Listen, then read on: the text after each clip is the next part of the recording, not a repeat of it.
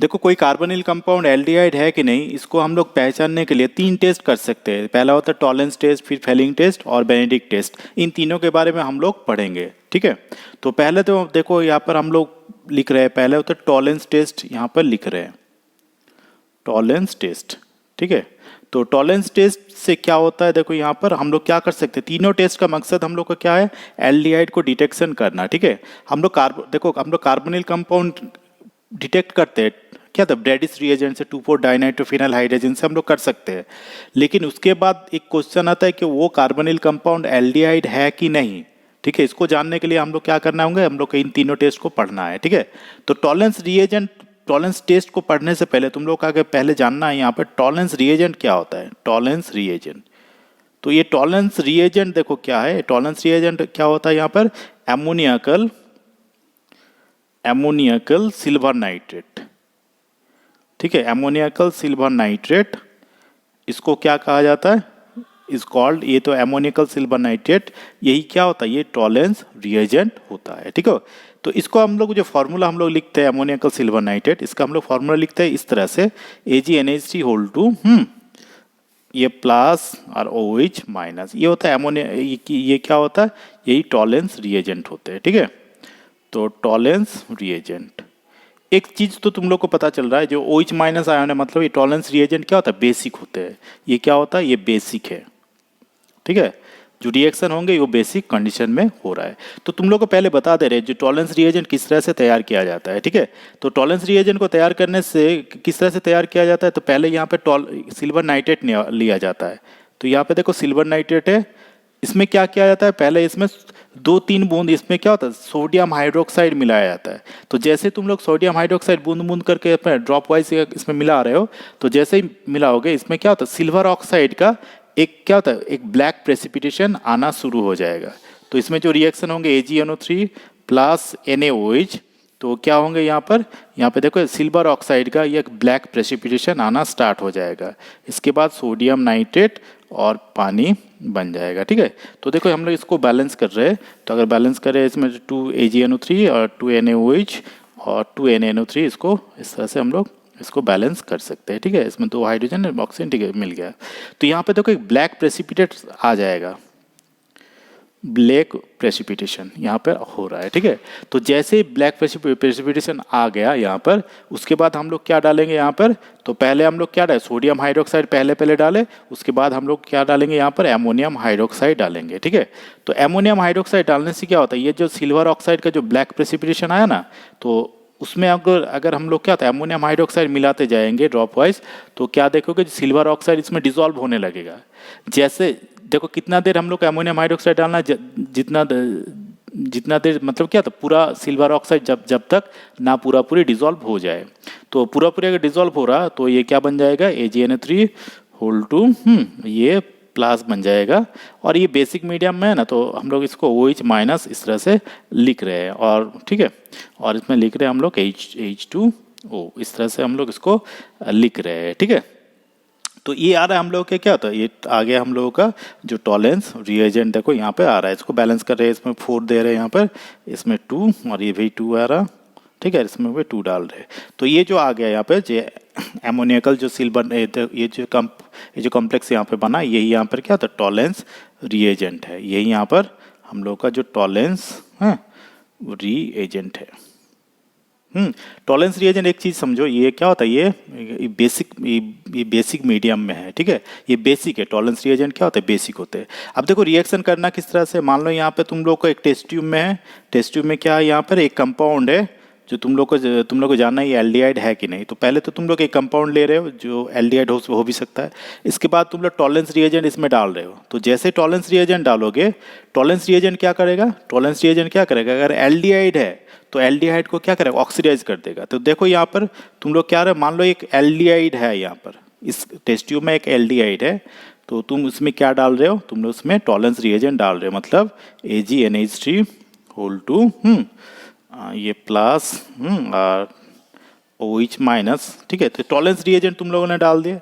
तो जैसे Tollens reagent डाल रहे हो तो क्या होंगे बोलो, ये तो एल्डिहाइड है तो ऑक्सीडाइज हो जाएगा, ठीक है।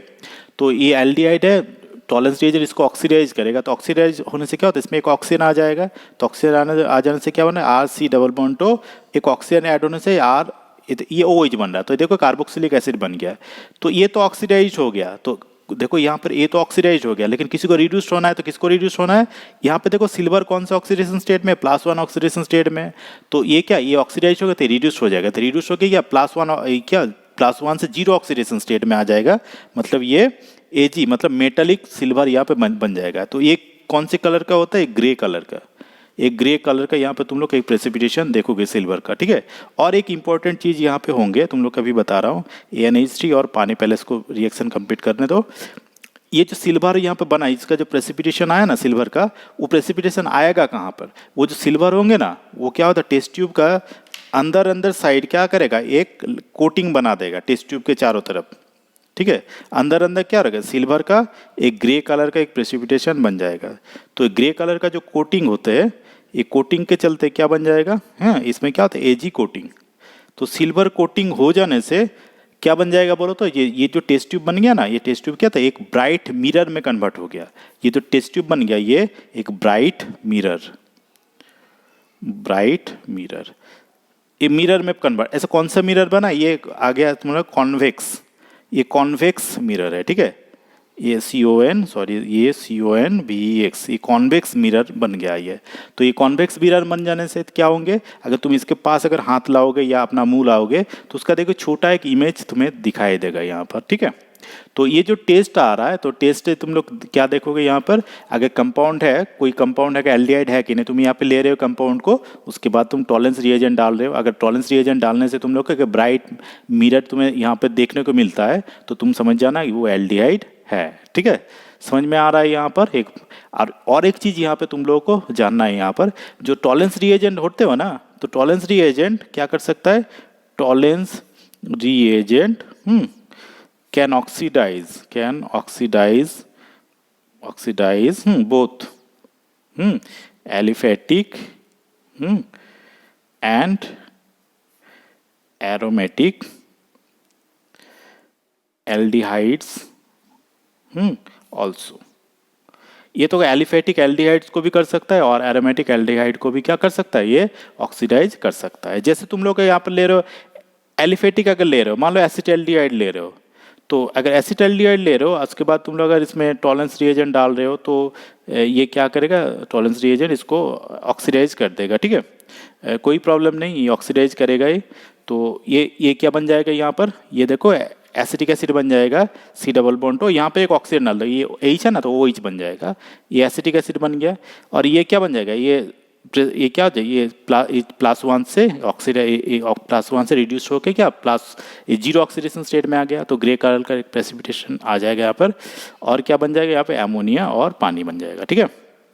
यहाँ पे और एक चीज़, ये तो एलिफेटिक एल्डिहाइड है, तुम लोग को क्या बता रहे, अगर एरोमेटिक एल्डिहाइड है तो उसको भी कर सकता है। मान लो एरोमेटिक एल्डिहाइड तुम लोग बेंजाल्डिहाइड ले रहे हो, तो ये क्या कर सकते हैं, बेंजाल्डिहाइड को भी क्या कर सकते हैं, टॉलेंस रिएजेंट इसको क्या कहते हैं, ऑक्सीडाइज कर सकता है, ठीक है।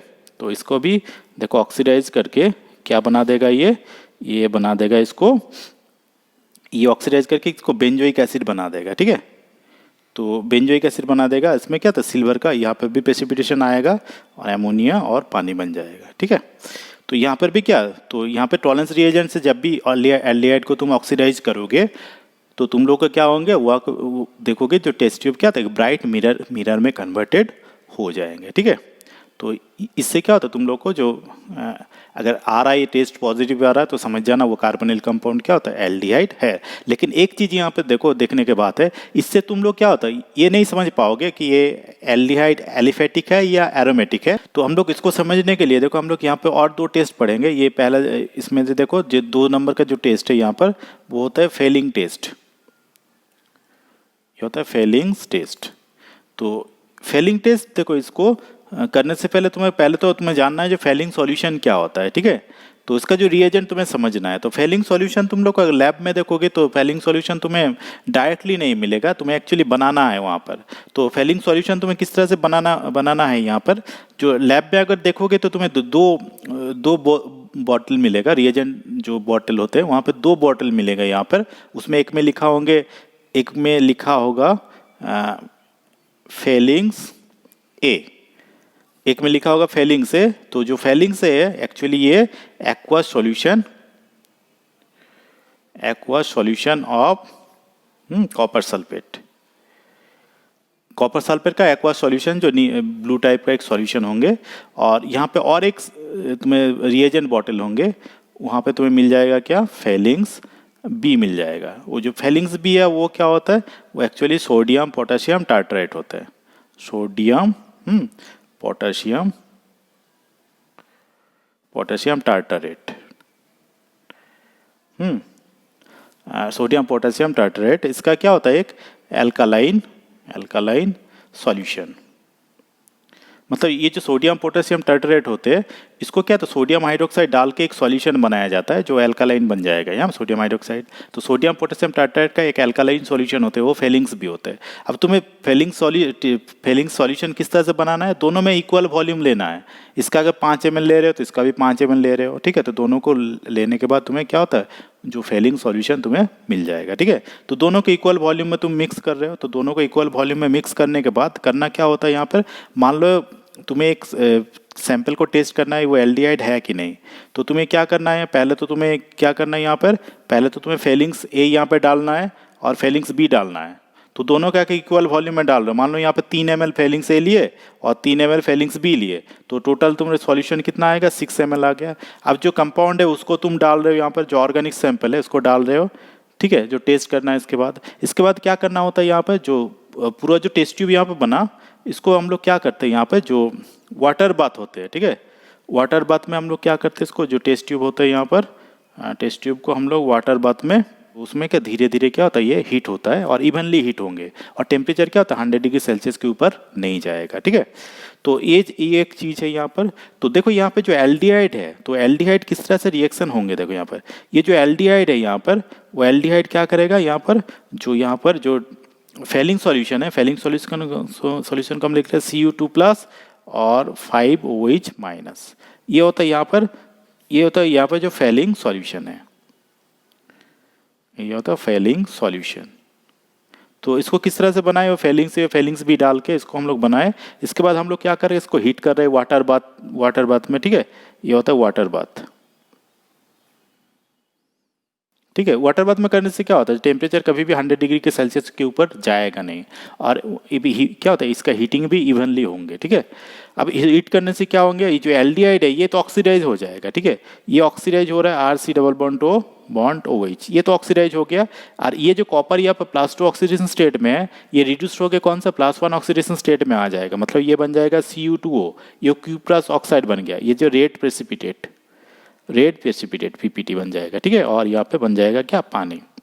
तो यहाँ पे अगर ये टेस्ट ट्यूब में अगर तुम्हें रेड प्रेसिपिटेशन मिल गया यहाँ पर Q+ ऑक्साइड का, तो समझ जाना है क्या, ये एल्डिहाइड है। लेकिन ये किस तरह का एल्डिहाइड है, ये सिर्फ एलिफेटिक है, एलिफेटिक। इसको एक समझ में एक चीज याद रखना है यहाँ पर, ये जो फेलिंग सॉल्यूशन है ये क्या होता है, पॉजिटिव टेस्ट देंगे, किसके साथ पॉजिटिव टेस्ट देता है, ये सिर्फ एलिफेटिक एल्डिहाइड के साथ ये पॉजिटिव टेस्ट देते हैं, एरोमेटिक एल्डिहाइड के साथ ये रिएक्ट नहीं करेगा, ठीक है।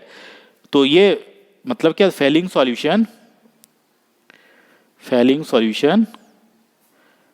Gives positive test with only aliphatic aldehydes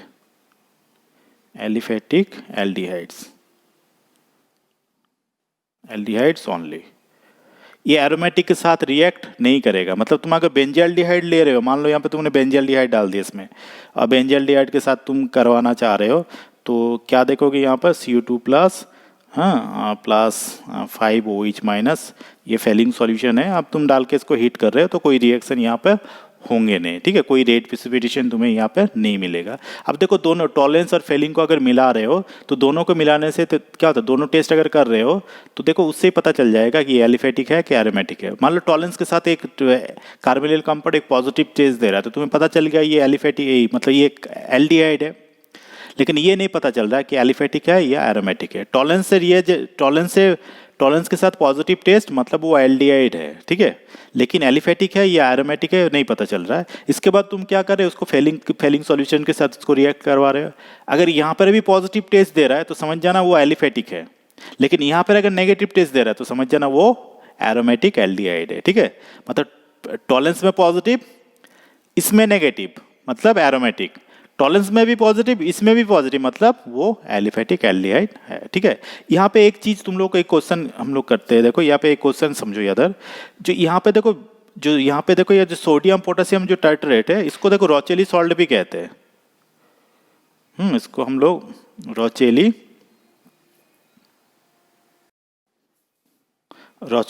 salt भी बोलते हैं। तो हम लोग इसको सोडियम पोटेशियम टाइट्रेट क्यों डालते हैं यहाँ पर, तो फंक्शन ऑफ रोचेली सॉल्ट और जो सोडियम पोटेशियम टाइट्रेट डाल रहे हैं उसका क्या होता है, फंक्शन क्या है यहाँ पर। पहले एक चीज समझो, ये जो मीडियम है बेसिक है। अगर बेसिक मीडियम में तुम देखो कॉपर सल्फेट को तुम बेसिक में सोडियम हाइड्रोक्साइड देखो कॉपर सल्फेट में अगर डाल रहे हो तो इसमें क्या होंगे, कॉपर हाइड्रोक्साइड का क्या होता है प्रेसिपिटेशन हो जाएगा। अगर कॉपर हाइड्रोक्साइड अगर प्रेसिपिटेट बन गया तो क्या होता है, CO2+ है ही नहीं सॉल्यूशन में तो रिएक्ट होगा ही नहीं, ठीक है। तो ये टेस्ट तब कर नहीं पाओगे।